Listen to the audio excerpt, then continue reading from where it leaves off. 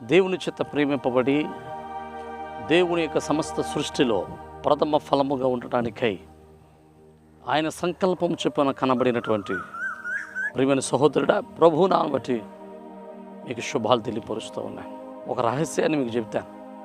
సమస్త సృష్టిని ఎరిగినటువంటి దేవుడు, సమస్త సృష్టిని చేసినటువంటి దేవుడు, ఈ భూమిలో ఉన్న సమస్తాన్ని కలుగు చేసినటువంటి దేవుడు, ఆయన ఏదైనా చేయుటకు సమర్థుడే, చేయగలిగిన వాడే. కానీ ఆయన ఈ భూమి మీద మానవుని యొక్క ప్రమేయం, మరింత ప్రాముఖ్యంగా సంఘం యొక్క ప్రమేయం లేకుండా, తన బిడ్డల యొక్క ప్రమేయం లేకుండా ఆయన ఏ అద్భుతం చేయగలడు, కానీ చేయడు. మోషే లేకుండా ఎర్ర సముద్రాన్ని 2 పాయలు చేయగలడు, కానీ మోషే చెయ్యెత్తాల్సి వచ్చేది. బండలో నుంచి నీళ్లు ఆయన రప్పించగలడు, కానీ మోషే బండతో మాట్లాడాల్సి వచ్చేది. మన్నాను కురిపించగలడు, కానీ మోషే ప్రార్థించాల్సి వచ్చింది. దోర్కాను బ్రతికించగలడు, కానీ పేతురు ప్రార్థించాల్సి వచ్చేది. కుంటివాడిని లేపగలడు, కానీ పేతురు యాహానులు ప్రార్థించాల్సి వచ్చేది.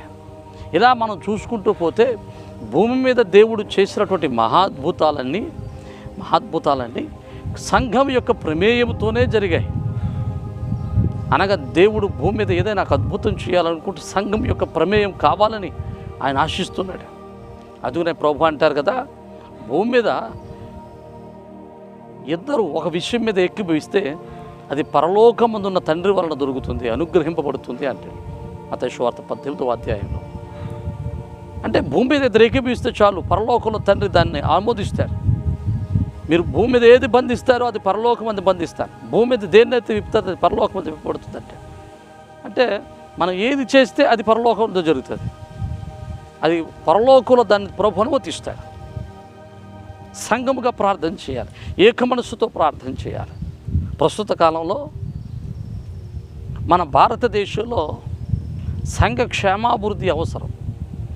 భారతదేశంలో దేవుడు మహిమపరచబడటం అవసరం. భారతదేశంలో దేవుని యొక్క కృప అవసరం. అలనాడు యెరూషలేమును దేవుడు తన నివాస స్థలముగా చేసుకుని దాన్ని సమాధాన పట్టణముగా మార్చినట్లుగా మన భారతదేశంలో కూడా దేవుడు నివాసం ఉండి దీనిని కూడా సమాధాన పట్టణముగా, సమాధానం కలిగినటువంటి దేశంగా మార్చాలి. సమాధాన దేశంగా ఆయన మార్చాలి. అలా మార్చాలి అంటే ఆయన మార్చగలడు. కానీ దానికి కావాల్సింది ఏంటో తెలుసా? దినవృత్తాంతాల గ్రంథంలో 2వ గ్రంథంలో 7వ అధ్యాయం 22వ వచనం, నా పేరు పెట్టబడిన నా ప్రజలు ప్రార్థన చేస్తే వారి దేశమును స్వస్థపరుస్తారు. అంటే వారి దేశం స్వస్థపరచబడాలంటే, ఒక దేశం స్వస్థపరచబడాలన్నా, ఒక దేశంలో కార్యం జరగాలన్నా, ఒక దేశంలో అద్భుతం జరగాలన్నా ఆ దేశంలో ఉన్నటువంటి దేవుని పేరు పెట్టబడిన ప్రజలు ఏకీభవించి ప్రార్థన చేయాలి. అంటే ప్రార్థన చేస్తే సరిపోదు, ప్రార్థనలో ఏక మనస్సు అవసరం. సంఘమంతా కలిసి ప్రార్థన చేయటం అవసరం.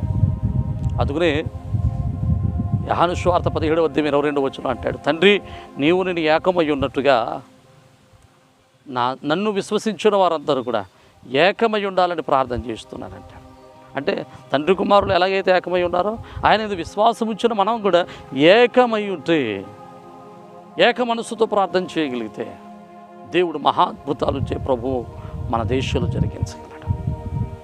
అలా ఏక మనసుతో ప్రార్థన చేయడానికే దేవుడిచ్చినటువంటి ఒక తలంపుతో మీ మధ్యకు వస్తూ ఉన్నాను. ఇండియా ప్రేయర్ లీగ్ అనేటువంటి ఒక ప్రార్థన సహవాసాన్ని ఏర్పాటు చేశాం. ఈ ప్రార్థన సహవాసం యొక్క ముఖ్య ఉద్దేశం, ఏ విధమైనటువంటి సంఘ భేదాలు లేవు, ఏ విధమైనటువంటి శాఖ భేదాలు లేవు. కేథలిక్ మొదలుకొని కరిస్మటిక్ వరకు, బాప్టిస్ట్ మొదలుకొని ప్రెస్బిటేరియన్ వరకు అందరూ కూడా, అన్ని సంఘాలు కలిసి ఏక మనసుతో దేశ క్షేమం కొరకు ప్రార్థన చేయటం, దేశ అభివృద్ధి కోసం ప్రార్థన చేస్తాం, దేశంలో దేవుని మహిమ కొరకు ప్రార్థన చేద్దాం, దేవుని యొక్క సన్నిధి భారతదేశంలో ఉండటం కోసం ప్రార్థన చేయటం. ఇలా ప్రార్థన చేయడానికే ఇండియా ప్రేయర్ లీగ్ ప్రారంభించబడింది. ఇందులో ప్రధానమైన ఉద్దేశం ఏంటంటే, ఎవరు ఎక్కడున్నప్పటికీ వారి స్థలాల్లో నుంచి గొలుసు ప్రార్థనలు ఏకీభవించడం.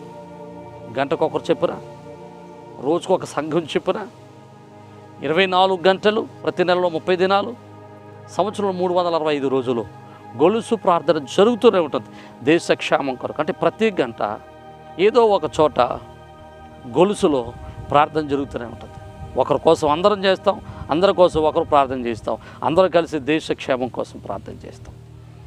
అంటే ఈ యొక్క ప్రార్థన సహవాసంలో ఉన్నటువంటి ప్రతి ఒక్కరి కోసం ప్రతి గంట ఏదో ఒక చోట ప్రార్థన జరుగుతూనే ఉంటుంది. ఒకరి కోసం అందరూ ప్రార్థన చేస్తూ ఉంటారు. ప్రతి గంట దేశ క్షేమం కొరకు ప్రార్థన జరుగుతూనే ఉంటుంది. అందుకోసం మిమ్మల్ని ప్రేమతో ఆహ్వానిస్తున్నాం. ఒకవేళ మీరు సంఘంగా ప్రార్థించాలనుకున్నా, కుటుంబంగా ప్రార్థించాలనుకున్నా, ఒకవేళ సహవాసంగా ప్రార్థించాలనుకున్నా మీరు మాతో కలిసి ప్రార్థన సహవాసంలో కొనసాగచ్చు. ఇప్పటికీ 8 రాష్ట్రాల్లో నుండి సేవకులు మనతో కలిసి ప్రార్థన చేస్తున్నారు. ఆంధ్రప్రదేశ్ నుంచి వచ్చి అన్ని జిల్లాల్లో నుండి సేవకులు మనతో కలిసి ప్రార్థన చేస్తున్నారు. ఇంకా మాతో కలవడానికి ఇష్టం కలిగి ఉంటే మిమ్మల్ని ప్రేమతో ఆహ్వానిస్తూ ఉన్నాం. రండి, కలిసి ప్రార్థనా ప్రాకారాన్ని కడదాం.